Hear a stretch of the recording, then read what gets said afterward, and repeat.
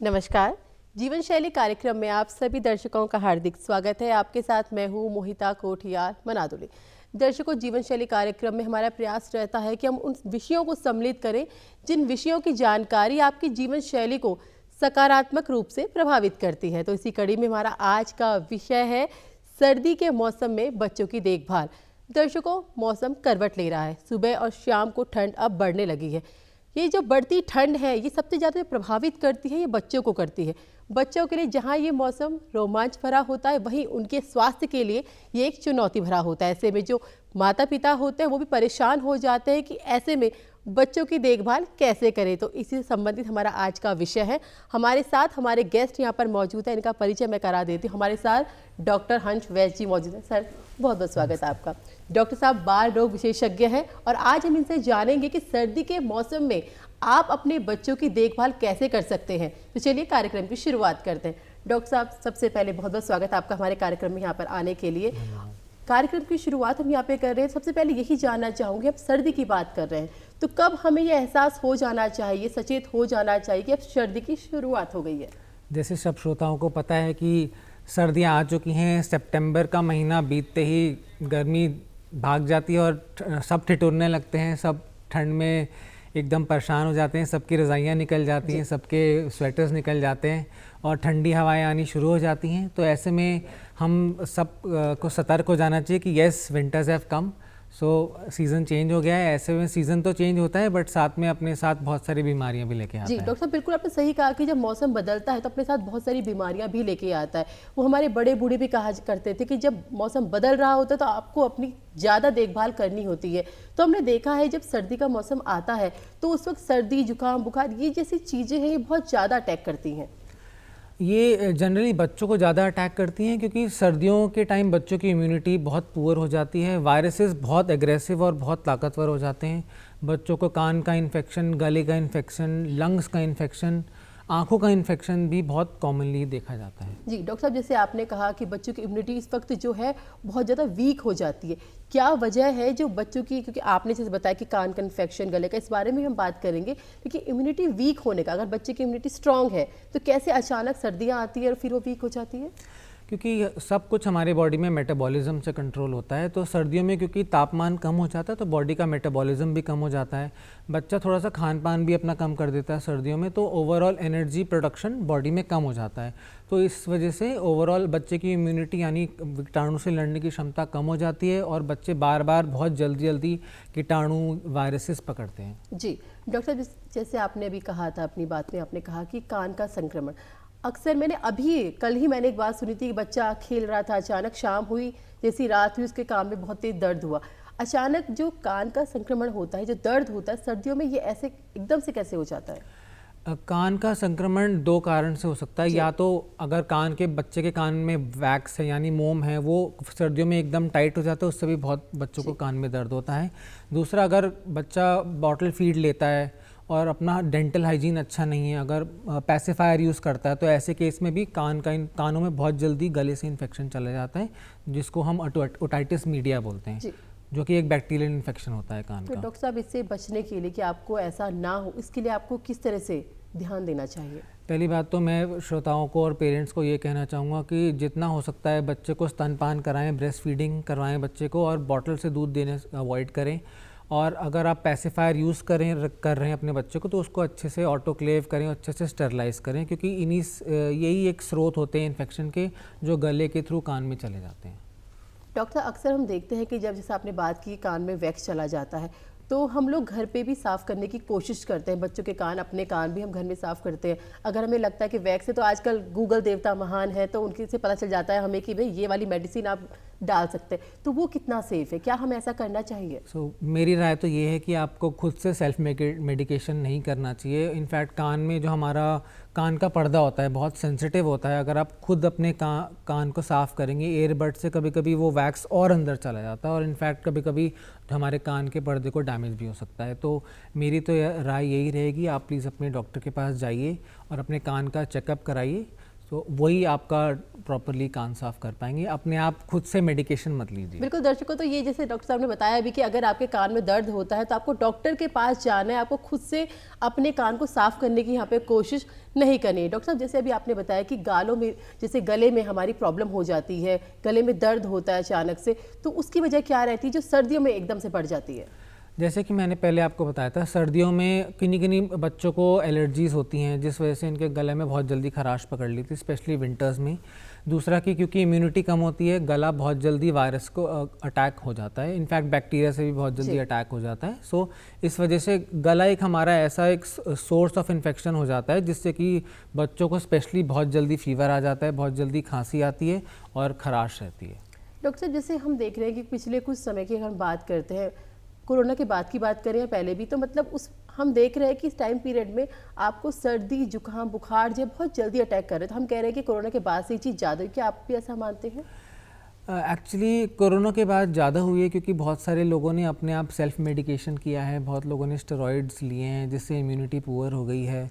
So I think ये एक कारण है।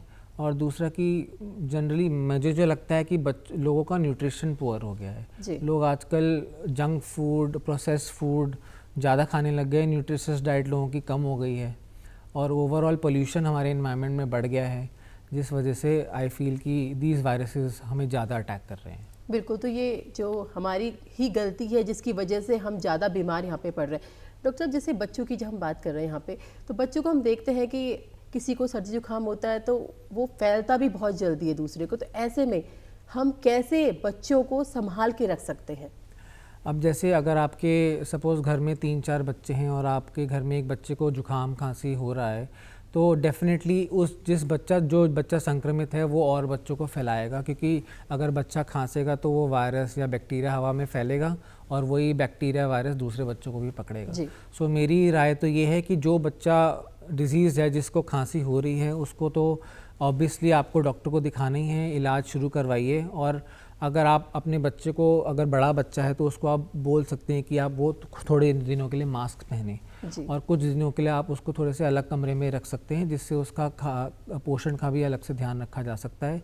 अगर बच्चा छोटा है तो मदर्स के लिए ये एडवाइस है कि मदर ब्रेस्ट फीडिंग ना छोड़ें, मदर अपना मास्क पहने, अच्छे से हाथ धोएं, बच्चे को ब्रेस्ट फीडिंग कंटिन्यू रखें और कुछ दिनों के लिए जो बड़े बच्चे हैं वो दूसरे रूम में रह सकते हैं। जी डॉक्टर साहब, जैसे अक्सर हम देखते हैं कि छोटे बच्चों के साथ जो नोज़ ब्लॉकेज होती है, परेशानी बहुत ज़्यादा होती है, ब्रीथ में प्रॉब्लम होती है, आप रात को सांस लेने में प्रॉब्लम होती है, छाती घर घर करने लगती है, तो वो परेशानी बच्चों में ज़्यादा होती है, उसकी वजह क्या है? जबकि हम कहते हैं कि हम बच्चे को संभाल के रख रहे हैं, पूरा ध्यान रख रहे हैं।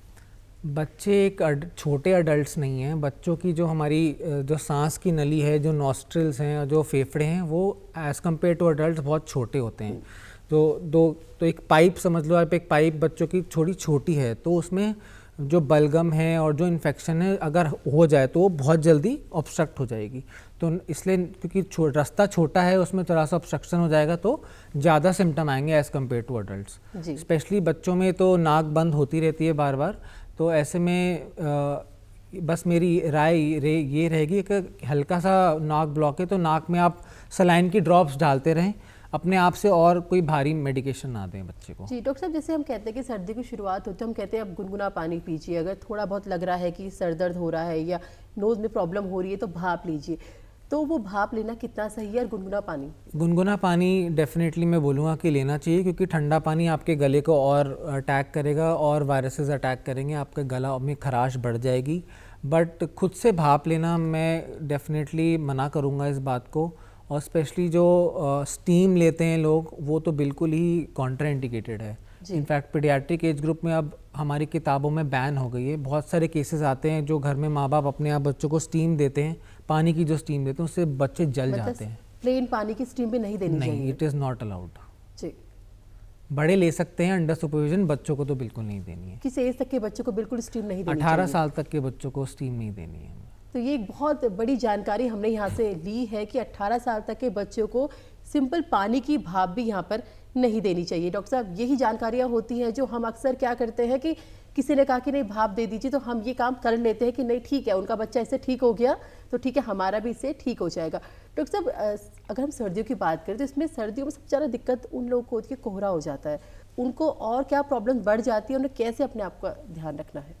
यहाँ पे हम बात कर रहे हैं उन मरीजों की जिनको एस्थमा है। बच्चों में भी एस्थमा होता है। एस्थमा एक जो हमारी सांस की नली होती है उसकी एलर्जी होती है, और क्योंकि आप एक ऐसी हवा ले रहे हैं जिसमें डस्ट पार्टिकल्स ज़्यादा हैं, पोल्यूशन ज़्यादा है और फाइन पार्टिकल्स ज़्यादा हैं, तो आपकी सांस की नली को और ज़्यादा इरिटेशन होगी। और क्योंकि एस्थमा में ऑलरेडी सांस की नली आपकी जकड़ी हुई है और ऐसी सांस आप लेंगे तो और जकड़ जाएगी। तो ऐसे बच्चों को जिनको एस्थमा है, तो जैसे धुआं होता है, स्मॉग होती है, तो ऐसे में उनको और दिक्कत हो जाती है। जी, तो मतलब ऐसे टाइम पे उन्हें अपनी देखभाल कैसे करनी है? ऐसे टाइम पे उनको अपना अगर वो पंप इन्हेलर लेते हैं तो इन्हेलर रेगुलरली लेते रहें, और सिर्फ अगर उनको कोई स्कूल जाना है उसी टाइम पे आउटडोर्स जाएं, बेफालतू में क्राउडेड जगह पे ना जाएं, अपने वैक्सीनेशन टाइम पे लें, और कोशिश करें कि अगर उन ज़्यादा से ज़्यादा इंडोर्स रहें, और अगर इंडोर्स भी हैं तो आप you have to make sure कि अपने घर के अंदर इंडोर पोल्यूशन कम होना चाहिए। इंडोर पोल्यूशन यानी जैसे हम किचन में हमारे एग्जॉस्ट नहीं है, हम मंदिर में अगरबत्ती धूप बत्ती जलाते हैं, इसका जो धुआं होता है वो it is equivalent to 100 cigarettes. जी, तो वी हैव टू, जो हम स्टेप्स ले सकते हैं जो हमारे कंट्रोल में हैं, जैसे हम धूप बत्ती कम चलाएं, अगरबत्ती कम चलाएं, किचन के धुएं को कंट्रोल करने के लिए किचन में एग्जॉस्ट लगा होना चाहिए, और अगर एग्जॉस्ट नहीं है तो किचन का डोर क्लोज रखें जिससे और बच्चों को उससे कुकिंग स्मोक से एक्सपोजर ना हो। जी, सो ये सब ध्यान रखना बहुत जरूरी है। डॉक्टर बिल्कुल आपने सही कहा कि हमें इस चीज़ का ध्यान रखना चाहिए। इसमें एक मुख्य बात ये भी आती है कि एयर पोल्यूशन आज की तारीख में अगर हम देखते हैं तो वायु बहुत प्रदूषित है, इतने वाहन चल रहे हैं, इतना कंस्ट्रक्शन हो रहा है, ऐसे में सर्दियों में ये कितना और ट्रिगर करता है इन चीज़ों को? अभी हम न्यूज़ पढ़ ही रहे थे कि परसों दिल्ली का AQI is cross more than 700। जी, so what is AQI? Basically particulate matter हमारे एयर में बढ़ रहा है। सो PM 2.5 और PM 10 के पार्टिकल्स हैं जो हमारे एयरवे तक आते हैं। PM 10 पार्टिकल्स तो ऊपर ही रुक जाते हैं, बट जो PM 2.5 पार्टिकल्स जो और भी फाइन है वो सीधे हमारे लंग्स तक जाते हैं। जी, और क्योंकि हमारे ऑलरेडी लंग्स में, जैसे मैंने बताया कि सांस की नली ऑलरेडी इरिटेटेड है अस्थमा में, तो ये पार्टिकल्स और ज़्यादा इरिटेट करते हैं। ये तो सिर्फ लंग्स की बात हो गई, बट ये जो PM 2.5 पार्टिकल जो अंदर लंग्स में पहुंच के हमारे ब्लड से भी अब्जॉर्ब होते हैं, तो ये ब्रेन तक पहुंच जाते हैं। ब्रेन में क्लाउडीनेस हो जाती है, ब्रेन का हमारा IQ कम हो सकता है, ये हमारे लिवर तक चला जाता है, स्प्लीन तक चला जाता है, इनफैक्ट हार्ट तक चला जाता है, तो इससे हमें हाइपरटेंशन होने की भी रिस्क रह सकता है। So it effects the entire body. Air pollution सिर्फ लंग्स का नहीं है, लंग्स से अब्जॉर्ब होकर हमारे सारे ब्लड में अब्जॉर्ब होकर सारे ऑर्गन्स को इफेक्ट करता है। जी, डॉक्टर साहब, जैसे देखा गया है कि अक्सर हम ये कहते हैं कि सर्दियों के मौसम में एक जकड़न सी महसूस करते हैं, शरीर, हमें लगता है हमारा शरीर खुल नहीं पा रहा है, हम गर्म कपड़े पहन रहे हैं, थोड़ा हैवीनेस तो उस वजह से रहती है, लेकिन एक शरीर में जकड़न सी रहती है, हमें लगता है हमारा दिमाग पूरी तरह खुल नहीं पा, वो क्या वजह रहती है? वो बेसिकली हमारे बॉडी की जो मसल्स हैं और जो सेल्स हैं वो स्ट्रेस में चले जाते हैं। हमारे स्पेशली हमारी मसल्स और जो हमारी बोन्स हैं वो स्टिफ हो जाती हैं विंटर्स में। सो इस वजह से हमें थोड़ा ऐसा महसूस होता है जैसे हमारे जॉइंट स्टिफ हो गए। सो ऐसे में जस्ट आप कपड़े, अपने वार्म कपड़े पहनिए, गर्म पानी पीजिए और एक्टिव रहिए, so that will help. Doctor साहब, एक चीज़ और है, जैसे छोटे बच्चे होते हैं, अब सर्दियाँ जैसे जैसे बढ़ती जाती, उनके कपड़ों की परतें भी बढ़ती चली जाती है, तो एक बच्चे को कितनी लेयर तक हमें कपड़े पहनाने चाहिए और किस तरह के कपड़े पहनाने चाहिए? क्योंकि अक्सर ये रहता है कि ठंड बढ़ रही है, अब जैसे पहाड़ों में है कि कैप भी पहनानी है, सॉक्स भी पहनाने हैं, अंदर इतनी सारी लेयर की ठंड बहुत ज़्यादा है, क्या बच्चा उसको झेल पा रहा है? बच्चे को भी दिक्कत होती होगी। पेरेंट्स को हमेशा ये कन्फ्यूजन रहता है कि हमने बच्चों को कपड़े ठीक पहना रखे हैं कि नहीं पहना रखे। सर्दियों में स्पेशली जो पहाड़ के पेशेंट्स हैं वो 3-4 मोटे मोटे लेयर्स बना के लाते हैं बच्चों को, बट वो भी गलत है। इसका एक साधारण सा ये तरीका है कि आप अपने बच्चे के हाथ पैर छू के देख सकते हैं। अगर उसके हाथ पैर ठंडे लग रहे हैं आपको छूने में, तो मतलब कि बच्चे का कोर टेम्परेचर कम है। तो ऐसे में आपको बच्चे को और क्लोथिंग पहनानी है। रूम का टेम्परेचर आप बढ़ा सकते हैं, एक रूम के कोने में रूम हीटर लगा के।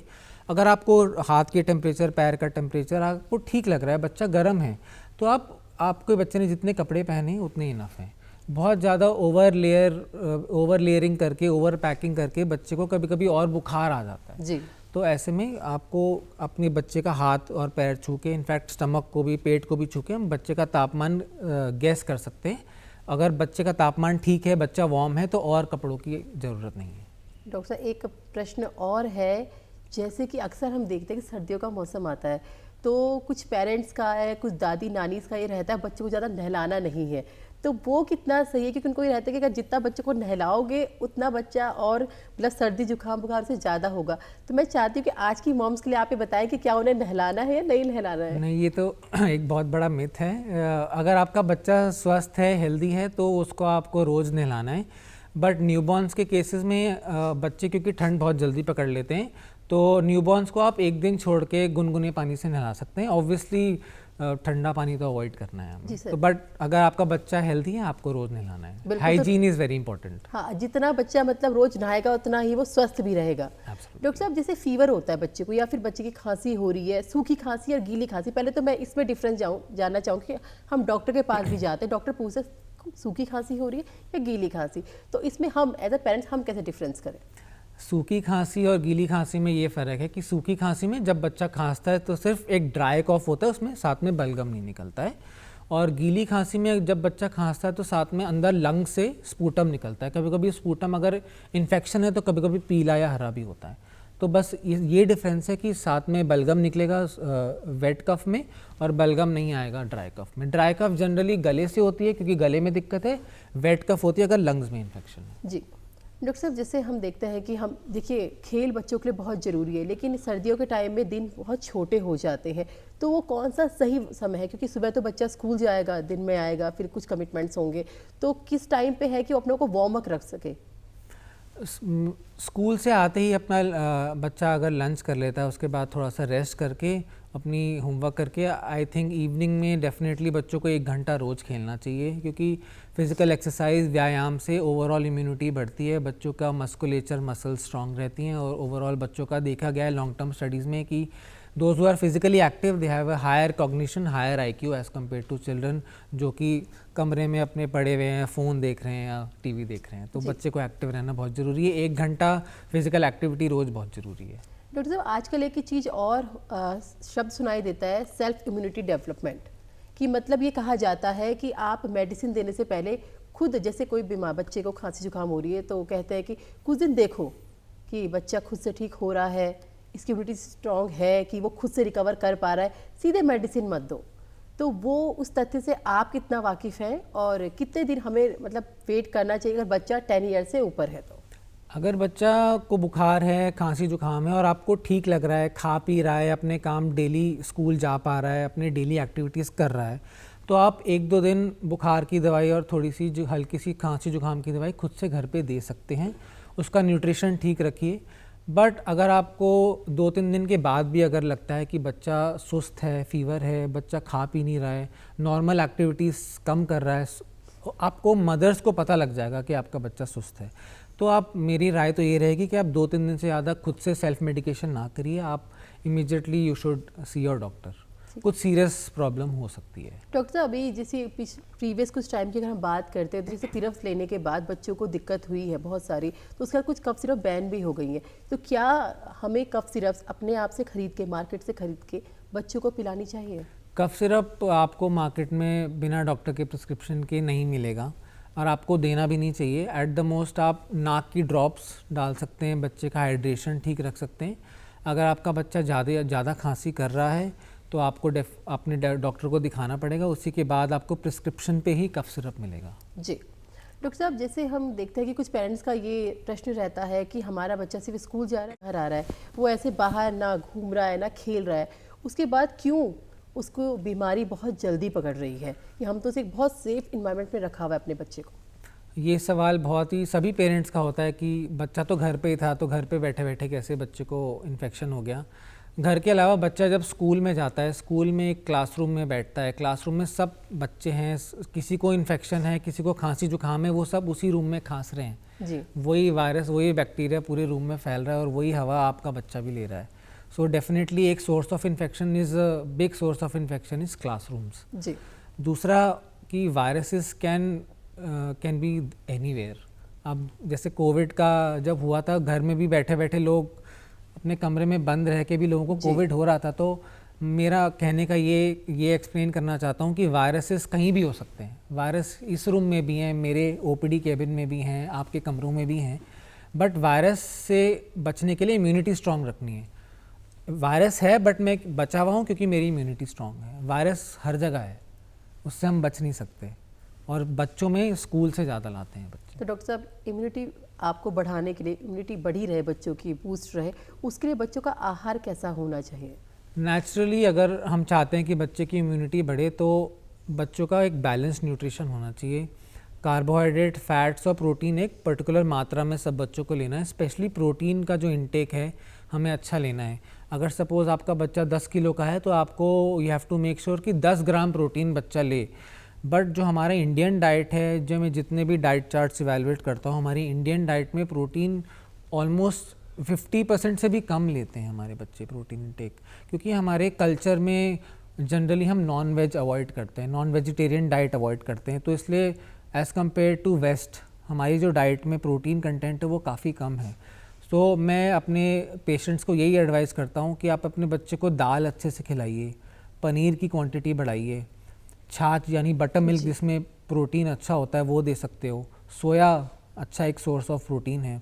और अगर आप if your culture allows, egg is a very good source of protein, और I feel everybody should be an eggitarian. 1 egg has 6 grams of protein, तो egg is a very pure and very good quality of protein. तो अगर आप वो ले सकते हैं, उस एग्स का सेवन कर सकते हैं, तो वो भी बहुत अच्छा है।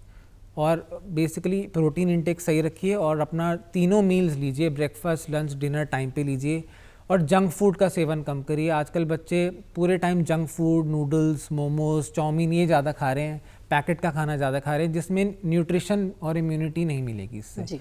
ये खा सकते हैं बच्चे, बट हफ्ते में एक बार करिए। मेन जो हमारा स्टेपल डाइट है यानी दाल, चावल, रोटी, सब्जी, फल, फ्रूट, ये ज़्यादा होना मतलब हमारा चाहिए। संतुलित आहार होना बहुत आवश्यक है अगर हमें अपनी इम्यूनिटी को बूस्ट रखना है। डॉक्टर साहब, कार्यक्रम की शुरुआत से पहले एक प्रश्न मेरे पास आया था, ये कहा गया था कि उनके बच्चे बहुत स्पोर्ट्स पर्सन हैं, बहुत सारे गेम्स खेलते हैं, तो ऐसे में सर्दियों के मौसम में उनके बच्चों को फिट रखने के लिए एनर्जी बरकरार है, उसके लिए किस तरह का फूड, मतलब किस तरह का फूड आइटम वो अपने बच्चों को दें?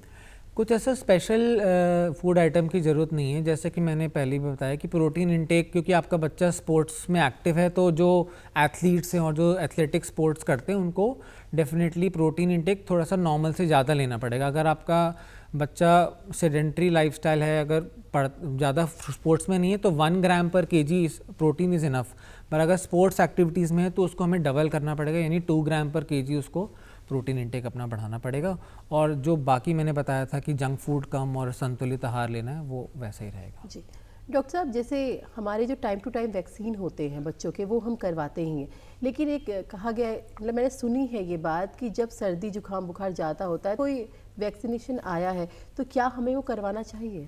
सर्दियों के टाइम एक फ्लू के वैक्सीन्स होते हैं जो हमें कॉमन फ्लू, जो वायरसेस जो प्रेवलेंट हैं उस सीज़न में, उससे बचाते हैं।